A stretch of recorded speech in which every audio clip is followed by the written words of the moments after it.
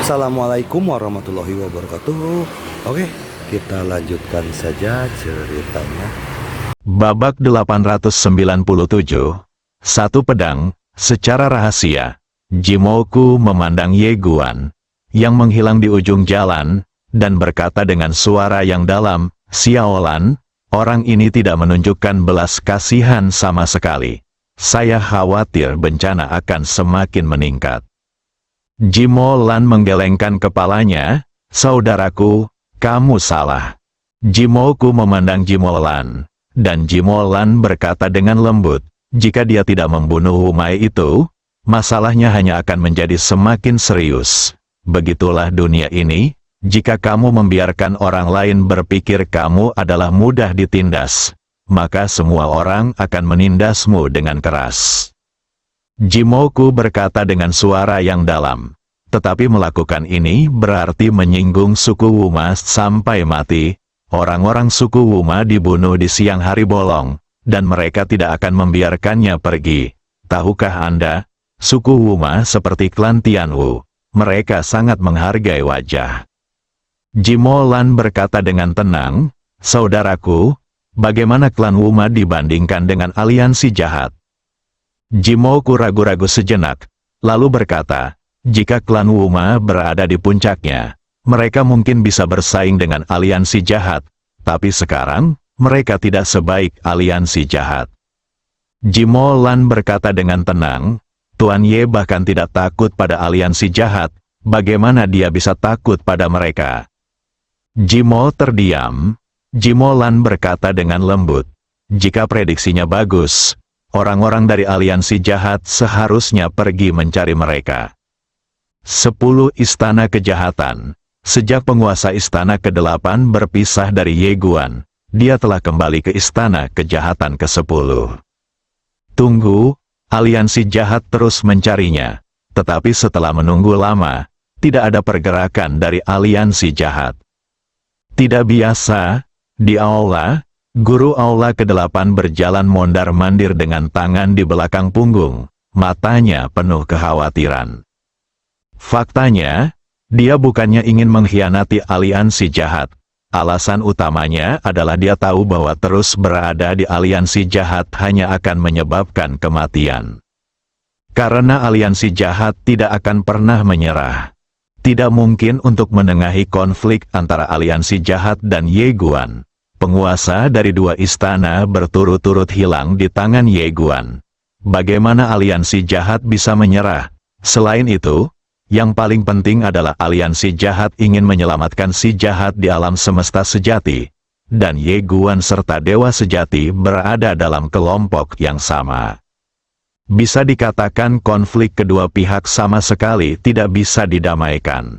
Justru karena itulah dia dengan tegas memilih untuk memberontak. Kekuatan pendekar pedang wanita dengan rok polos itu. Dia masih gemetar saat memikirkannya. Ketika dia berpikir untuk menjadi musuhnya, dia tidak bisa berhenti gemetar, dan rasa putus asa muncul secara spontan. Tapi ketika dia berpikir bahwa mengikuti Ye Guan sama dengan berada di kamp yang sama, dia merasa sangat aman. Seringkali dalam hidup, selama Anda mengubah arah, Anda mungkin dapat melihat masa depan cerah dengan segera. Pada saat ini, waktu dan ruang di depan guru aula ke-8 tiba-tiba sedikit bergetar. Master aula ke-8 membuka telapak tangannya, dan sebuah suara datang dari depannya. Setelah beberapa saat, Master aula ke-8 mengeluarkan jimat transmisi dan berkata, "Saya patuh." Setelah mengatakan itu, dia berubah menjadi cahaya hitam dan menghilang. Dunia penyihir dan kuda. Di aula besar, seorang lelaki tua berdiri dengan hormat. Di depan lelaki tua itu, duduk seorang lelaki parubaya. Pria parubaya ini adalah Wu Maxiao, tetua klan Wuma saat ini. Sebagai salah satu dari 9 nama keluarga Zhou, suku Wuma pernah menderita kerugian di masa lalu.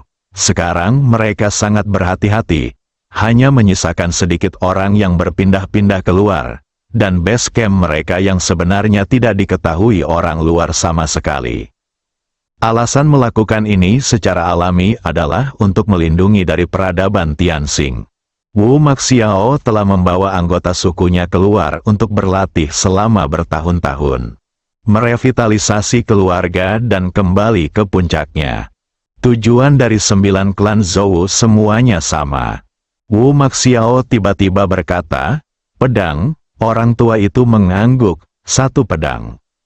Wu Maxiao menatap lelaki tua itu, "Mengapa kamu tidak menghentikannya?" Orang tua itu berkata dengan suara yang dalam, "Pedang pemuda itu terlalu cepat, dan Xiaoe terlalu dekat dengannya, jadi aku tidak punya waktu untuk menghentikannya." Mata Wu Maxiao tiba-tiba berubah dingin. "Saya bertanya mengapa Anda tidak menghentikannya membuat masalah bagi pemuda itu." Orang tua itu ragu-ragu sejenak, lalu berkata, "Saya juga mencoba menghentikannya, tetapi Xiaoe merasa anak itu hanya berpura-pura, jadi dia ingin mengujinya." Kegilaan, Wu Maxiao sangat marah. Bagaimana orang yang dicari yang bisa membuat aliansi jahat mengeluarkan 500 kristal abadi menjadi orang biasa? Orang tua itu menundukkan kepalanya sedikit dan tidak berkata apa-apa. Wu Maxiao menggelengkan kepalanya. "Bodoh." Orang tua itu berkata dengan suara yang dalam. Pemuda itu sangat sombong dan tidak menunjukkan kebaikan apapun kepada klan Wuma kita. Wu Maxiao berkata dengan dingin, "Lalu bagaimana? Sekarang kirim semua orang kuat di klan untuk membunuhnya." Orang tua itu ragu-ragu sejenak, lalu berkata, "Apakah ini masalahnya?" Wu Maxiao berdiri perlahan dan berjalan ke pintu aula. "Apa pendapatmu tentang pemuda kultivator pedang?" Orang tua itu berpikir sejenak, lalu berkata dengan suara yang dalam, "Bakatku sangat jahat, tapi menurutku ayahnya tidak benar-benar di atas rata-rata." Wu Maxiao berkata, "Bagaimana kamu bisa melihatnya?" Orang tua itu berkata, "Jika ayahnya berada di atas Kaidao, dia akan menjadi peradaban tingkat kelima yang layak. Tapi sekarang, kecuali klan Tianwu dan peradaban Tianxing, tidak ada peradaban tingkat kelima lainnya." Di masa lalu, suku Wuma juga memiliki orang-orang kuat yang berada di atas jalan. Namun kemudian mereka dibunuh oleh peradaban Tianxing, dan peradaban tersebut jatuh. Dapat dikatakan bahwa alam semesta dengan orang-orang berkuasa di atas Kaidao setara dengan peradaban tingkat kelima.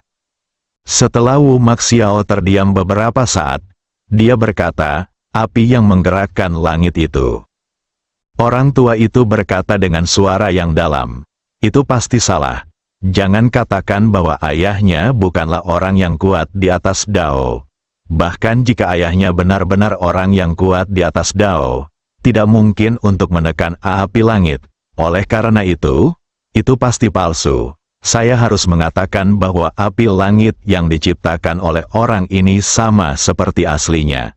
Saya terkejut saat itu. Wu Maxiao menggelengkan kepalanya sedikit. Bagaimanapun, masalah ini sangat aneh. Sampai menjadi jelas, kita tunggu dan lihat saja. Orang tua itu ragu-ragu sejenak, lalu berkata, "Apakah ini masalahnya? Anak penelan roh masih di tangan Ye Guan." Binatang pemakan roh. Wajah Wu Maxiao menjadi gelap. Itu adalah binatang penjaga klan Wuma. Jika dia dewasa, kekuatan tempurnya akan sangat menakutkan. Brengsek. Wu Maxiao menatap lelaki tua itu dengan dingin, dan sangat ingin menamparkan lelaki tua ini sampai mati. Orang tua itu tahu dia salah dan tidak berani mengatakan apapun. Wu Maxiao mengalihkan pandangannya dan berkata dengan suara yang dalam, "Kami, klan Wuma, akan membalas dendam. Bukankah itu sejalan dengan keinginan aliansi jalan jahat?" Tetua ketiga, jangan hanya fokus pada kultivasi di masa depan. Bisakah kamu menggunakan otakmu lebih banyak dalam segala hal? Faktanya, dia masih sedikit kesal. Jika orang tua ini punya otak, dia tidak akan membiarkan Wu Mae pergi ke Ye Guan untuk mengganggunya. Jika dia menghentikannya, klan Wuma tidak akan berakhir berada dalam situasi yang memalukan. Orang tua itu berkata dengan suara yang dalam. Tetapi jika kita tidak menanggapi masalah ini, orang luar tidak akan tahu bagaimana memandang klan Wuma kita. Menghadapi, sebagai nama keluarga ke-9 Zhou, meski sekarang sudah menurun, itu bukanlah sesuatu yang bisa ditindas oleh siapapun. Ini soal muka, kalau memang tidak ada pergerakan dari klan Wuma pasti akan membuat orang tertawa. Wuma Xiao tiba-tiba berkata, berapa banyak alam Tao yang dimiliki klan Wuma kita di sini? Orang tua itu berkata, termasuk kita berdua. Totalnya hanya ada 4 orang. Wuma Xiao berkata, suruh semua orang keluar. Orang tua itu berkata, bunuh Ye Guan. Wuma Xiao menoleh dan menatap lelaki tua itu dengan dingin. Apakah kamu akan mati? Orang tua, Wuma Xiao berkata, semua orang dikirim untuk melepaskan momentum mereka dan membuat gerakan lebih keras. Orang tua itu bertanya, lalu bagaimana? Wuma Xiao berkata, kalau begitu sembunyikan auramu, pergi berbelanja, dan kembali lagi dalam sebulan. Orang tua itu tercengang. Wuma Xiao menatap ke langit dan berkata dengan tenang, meskipun aku tidak bisa membalas dendam, sepertinya aku masih melakukannya. Berbicara tentang ini, matanya tiba-tiba berubah dingin. Para idiot itu semua menunggu kita. Suku Wuma menjadi orang pertama yang mewujudkan impian besar mereka. Mereka adalah sekelompok idiot. Orang tua, sesaat kemudian, 4 aura menakutkan tiba-tiba naik ke langit dari alam Wuma. Dalam sekejap mata, keempat aura menakutkan itu keluar dari alam Wuma dan langsung menuju alam pendakian surga. Keempat aura itu sangat kuat, dan bidang bintang yang mereka lewati langsung diguncang oleh mereka, mengejutkan banyak orang kuat untuk sementara waktu. Dan segera, berita bahwa alam Wuma mengirimkan 4 ahli alam Tao terkemuka untuk membalas dendam pada Ye Guan menyebar ke seluruh domain Dengtian. Naik ke wilayah surgawi, Ye Guan datang ke surga kedua. Dia sekarang membutuhkan banyak perjuangan untuk mengasah niat pedang dan keterampilan pedangnya, dan tentu saja, keilahiannya. Dia masih kurang dari 100% keilahian murni. Jika dia dapat mencapai keilahian murni sejati, kekuatannya akan lebih tinggi. Sedangkan untuk ranah, dia tidak terburu-buru sekarang dan akan mengambil langkah demi langkah. Begitu dia memasuki surga kedua, ruang dan waktu tidak jauh di depan Ye Guan mulai bergetar hebat. Segera, ruang dan waktu terbelah, dan seorang pria parubaya berjubah kain perlahan keluar. Pria parubaya itu memiliki selendang rambut panjang, sangat tampan, memegang pedang di tangannya. Pembudidaya pedang, Ye Guan tiba-tiba terkejut. Pria parubaya itu menatap Ye Guan tanpa omong kosong, dan tiba-tiba menghilang dari tempatnya. Dalam sekejap, ruang dan waktu di sekitar Ye Guan terbelah, dan ribuan pedang keluar seperti hujan lebat. Ye Guan kaget dan langsung menggunakan domain pedangnya. Ledakan, kecepatan semua pedang tiba-tiba turun pada saat ini. Pada saat yang sama, pedang yang tak terhitung jumlahnya melonjak ke langit dari tubuh Ye Guan. Ledakan, dalam sekejap, seluruh dunia berubah menjadi lautan pedang. Pada saat ini, seruan pedang tiba-tiba bergema dari lapangan, dan kemudian, cahaya pedang langsung merobek lautan pedang. Bang, saat cahaya pedang meledak, Ye Guan terlempar ribuan kaki jauhnya. Begitu dia berhenti, sebuah pedang tiba-tiba jatuh dari langit dan mendarat di atas kepalanya. Berdengung, di tubuh Ye Guan, pedang niat naik ke langit, menghalangi pedang yang jatuh lurus ke bawah. Pada saat ini, di hadapan Ye Guan, pria parubaya itu tiba-tiba menggunakan tangan kirinya untuk memotong secara vertikal dan horizontal. Cih, ruang dan waktu di depan Ye Guan meledak, dan kemudian, 2 pedang menghantam Ye Guan. Bang-bang, cahaya keemasan muncul di sekitar Ye Guan. Tubuh berlian, pada saat ini, pria parubaya itu tiba-tiba menekan ke depan dengan tangan kanannya. Kedua pedang itu bergetar hebat. Bang-bang, mata Ye Guan tiba-tiba menyusut, tubuhnya terbelah, dan darah yang tak terhitung jumlahnya berceceran. Babak 898, penguasa 3 ruang kejahatan. Saat tubuhnya patah, Ye Guan gemetar dan mundur dengan keras. Dalam sekejap mata, dia mundur ribuan kaki. Namun, kedua pedang itu mengikuti seperti belatung di tulang tarsal. Ye Guan memblokir pedang horizontal itu. Bang-bang.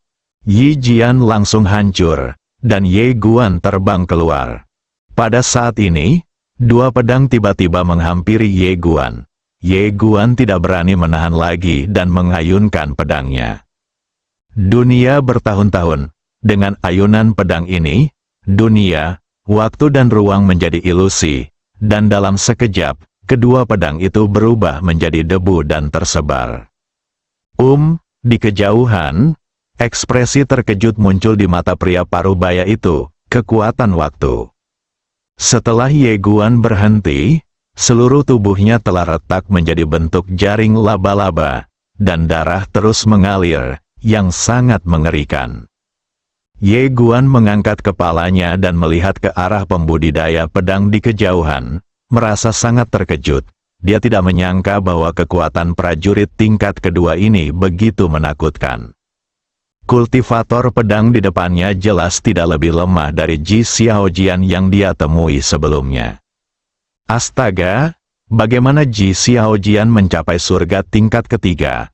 Pria parubaya itu membuka telapak tangannya, dan dua pedang terbang ke telapak tangannya dan melayang dengan tenang. Dia menatap ke arah Ye Guan. Keterampilan pedang yang baru saja kamu miliki sebenarnya mengandung hukum waktu. Dengan kekuatanmu saat ini, kamu seharusnya tidak melakukannya, bisa menguasainya. Bagaimana Anda mencapai kekuatan seperti ini? Ye Guan menyeka darah dari sudut mulutnya, lalu berkata, waktu dipersingkat.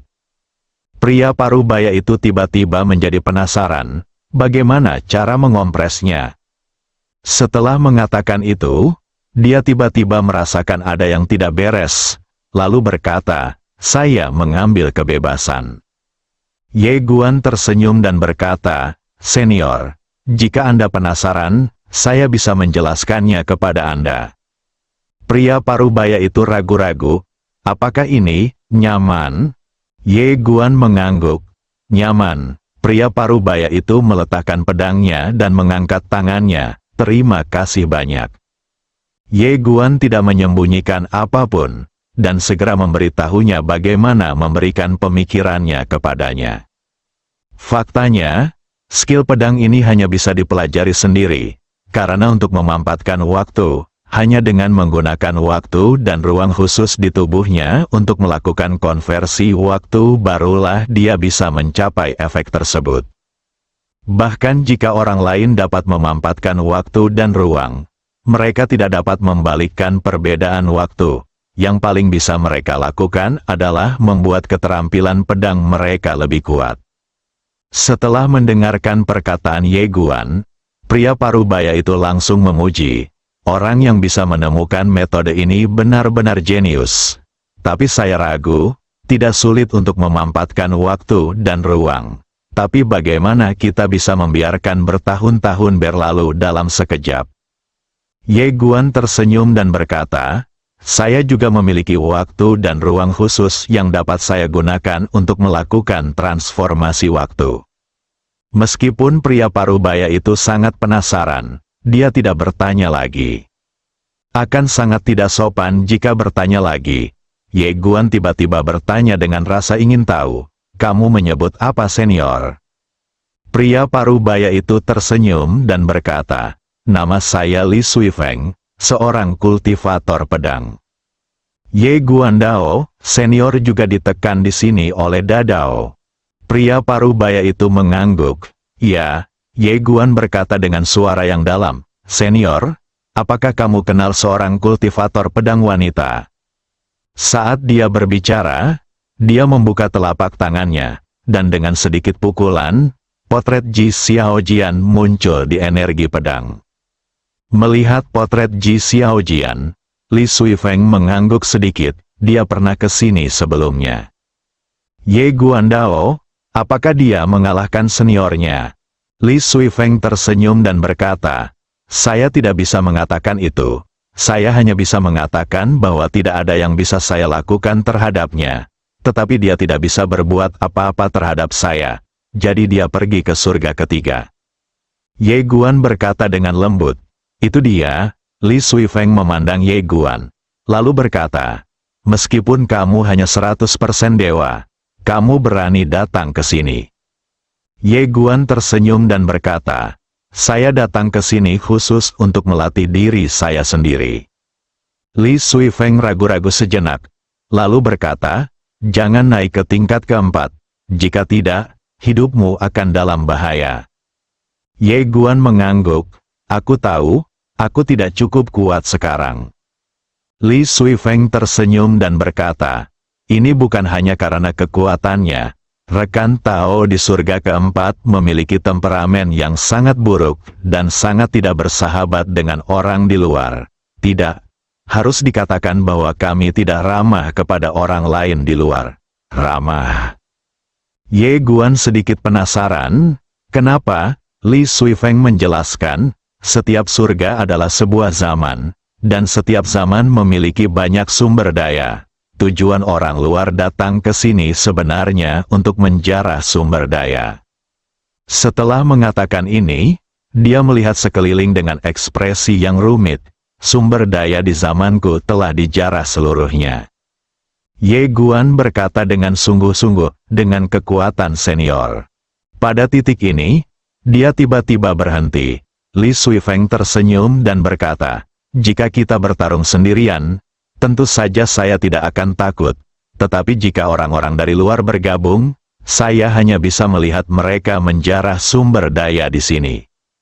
Ye Guan berpikir sejenak dan kemudian berkata, senior, pernahkah kamu berpikir untuk mencari pembantu? Li Suifeng memandang Ye Guan dan tidak berkata apa-apa. Ye Guan tiba-tiba tersenyum dan berkata, senior Tianqi. Kiamat muncul langsung di tempat kejadian. Saat ini, kekuatan Tianqi telah pulih 10% atau 20%, dan auranya jauh lebih kuat dari sebelumnya.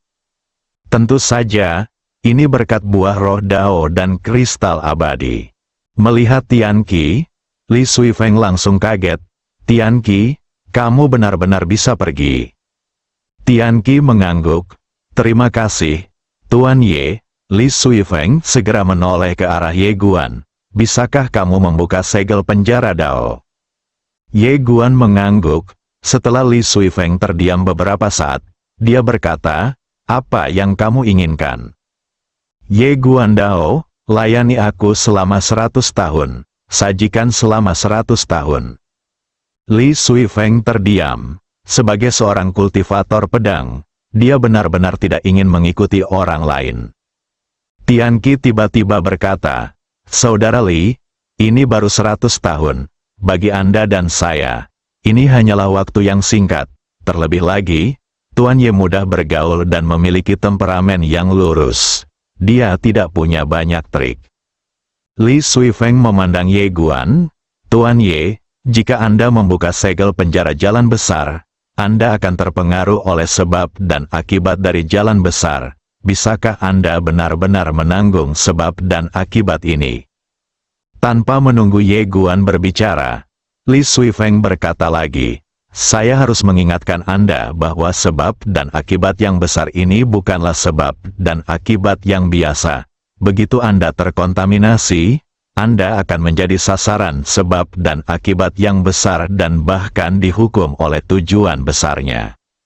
Ye Guan sedikit terkejut. Kultivator pedang di depannya memiliki hati yang baik. Kesan baiknya terhadap dirinya segera meningkat pesat. Dia tersenyum dan berkata, Senior, jangan khawatir. Saya memiliki pedang yang dapat menghancurkan penjara segel jalan ini. Terlebih lagi, pedang ini tidak terkontaminasi oleh sebab dan akibat apapun di dunia. Li Suifeng tiba-tiba penasaran, apakah ada pedang ajaib? Ye Guan mengangguk, membuka telapak tangannya, dan pedang King Xuan tiba-tiba berubah menjadi cahaya pedang dan naik ke langit. Tertawa, di langit, ruang dan waktu terbelah, dan kemudian, segel penjara dari jalan tersebut muncul. Dalam sekejap mata, segel penjara dari jalan tersebut langsung dipatahkan oleh pedang King Xuan. Kekuatan misterius tiba-tiba menyebar di sekitar Li Suifeng. Pengekangan menghilang, Li Suifeng perlahan menutup matanya. Setelah beberapa saat, dia perlahan membuka matanya. Dia tidak bisa menyembunyikan kegembiraannya. Aku sebenarnya bebas. Awalnya, dia mengira dia akan terjebak dan mati di sini. Tetapi dia tidak menyangka akan mendapat kesempatan besar untuk melarikan diri hari ini. Setelah memikirkan hal ini, Li Suifeng memandang Ye Guan dan segera membungkuk sedikit. Terima kasih banyak. Ye Guandao, senior sekarang hampir 10% lebih kuat dari saat dia berada di puncaknya. Li Suifeng berkata, sekitar 30%. Ye Guan terkejut. Lawan hanya memiliki sekitar 30% dari kekuatan puncaknya, tetapi kekuatan tempurnya sangat menakutkan. Betapa menakutkannya jika dia kembali ke puncaknya. Ye Guan sedikit bersemangat. Yang paling kurang darinya sekarang adalah pembantu yang kuat dan kekuatan tempur terbaik. Lagi pula, jika dia ingin menyatukan seluruh alam semesta, dia tidak bisa hanya mengandalkan dirinya sendiri. Dan sekarang, dia sudah memiliki sekelompok pembantu yang kuat. Tim perlahan mulai terbentuk. Ye Guan segera memimpin mereka berdua ke menara kecil. Setelah memasuki menara kecil, Li Suifeng tertegun di tempat. Tian Qi tersenyum. Dia secara alami memahami keterkejutan Li Suifeng. Ketika dia pertama kali masuk, dia bahkan lebih terkejut daripada Li Suifeng. Li Suifeng tiba-tiba menoleh ke arah Ye Guan dan berkata dengan serius, "Saya masih meremehkan Tuan Muda Ye." Ye Guan tersenyum, lalu membuka telapak tangannya, dan buah tao terbang di depan Li Suifeng. "Senior, benda ini dapat membantumu memulihkan kultivasimu." Li Suifeng melirik Dao Ling Guo dan berkata dengan sedikit terkejut, "Benda ini sangat bagus." Ketika dia mengatakan itu, dia ragu-ragu sejenak, dan kemudian berkata, "Bagaimana kamu bisa menerima gaji jika kamu belum menyelesaikan 1 inci pun pekerjaan?" Ye Guan berkata dengan serius, "Senior, sejujurnya, saya memiliki musuh yang kuat, aliansi jahat. Oleh karena itu, dalam waktu dekat, saya mungkin memerlukan banyak bantuan dari senior saya." Li Suifeng sedikit terkejut, aliansi Dao jahat. Ye Guandao, senior juga tahu. Li Suifeng mengangguk, "Tentu saja saya tahu. Saya pernah berurusan dengan mereka sebelumnya." Ye Guan tiba-tiba bertanya, "Senior, kamu berasal dari era apa?" Li Suifeng berkata, "Era saya seharusnya terjadi miliaran tahun yang lalu." Ye Guan tampak sedikit aneh. Li Suifeng tersenyum dan berkata, "Kamu ingin mengatakan bahwa meskipun kamu berada di alam Dao, kamu tidak dapat hidup begitu lama, bukan?" Ye Guan mengangguk. Li Suifeng berkata, "2 alasan. Pertama, ketika saya berhubungan dengan mereka, mereka belum mencapai ranah pembukaan Dao. Kedua, masa hidup mereka yang ditekan oleh Dao akan menjadi sangat lambat." Ye Guan bingung. Kenapa? Li Suifeng menjelaskan, "Ini adalah hukuman yang dijatuhkan kepada kita oleh Dao Agung, yang membuat kita tidak dapat melarikan diri selamanya. Tentu saja, meskipun masa hidup berlalu sangat lambat, itu bukanlah hal yang baik, karena tubuh dan jiwa kita juga mulai melemah, menghilang secara permanen dalam proses ini. Sederhananya, ini adalah kematian kronis ditambah penyiksaan kronis." Ye Guan berkata dengan lembut, "Itu dia." Li Suifeng berkata dengan suara yang dalam, Jika aliansi jahat ini ingin membunuhmu, maka kamu akan berada dalam bahaya. Ye Guandao, tuan istana mana yang dihubungi oleh seniornya? Li Suifeng berkata, Tuan Aula ketiga. Orang ini juga seorang kultivator pedang. Selain itu, orang ini juga orang jahat. Dia menggunakan ribuan pikiran jahat sebagai pedang untuk mencapai pencerahan dan membersihkan jalan. Kekuatan tempurnya sangat menakutkan. Ye Guan terdiam. Li Suifeng berkata dengan serius, Jangan khawatir, Tuan Ye, setetes kebaikan akan terbayar pada musim semi. Bahkan jika penguasa aula ketiga datang, saya akan berjuang sampai mati untuk melindungi Anda. Tianqi juga ingin mengatakan sesuatu untuk mengungkapkan perasaannya. Tetapi tinta di perutnya terlalu sedikit. Jadi dia harus berkata, Aku juga, bersambung.